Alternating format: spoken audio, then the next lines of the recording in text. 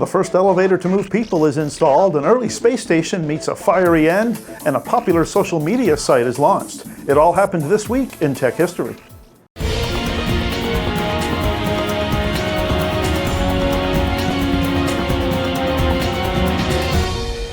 This week in 1857, Elisha Otis installed an elevator at 488 Broadway in New York City. Elevators had been in operation before this, including those made by Otis, but they primarily moved freight. This was the first elevator used to move people. In 1954 this week, Radio Corporation of America, or RCA, began commercial production of TV sets that were equipped to receive programs in living color. To buy one of those huge sets, television buyers spent $1,000 and more. In 1981, RCA put its SelectaVision laser disc players on the market.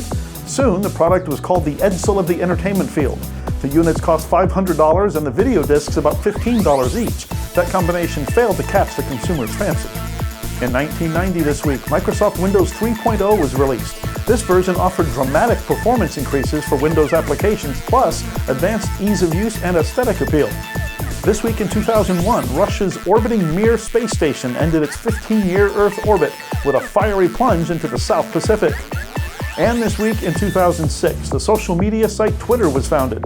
Now, after only 15 years, the popular social media platform has around 340 million users, with over 500 million tweets per day. That's our look back at This Week in Tech History, brought to you by IFA in Berlin. IFA, the Global Innovations Show. Meet the official partner of the future in Berlin. Hey everyone, Cameron Graveline here. Remember, call in, win stuff. Thank you.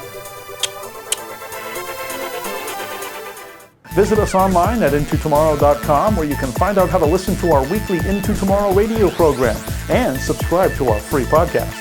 Catch you next time on This Week in Tech History.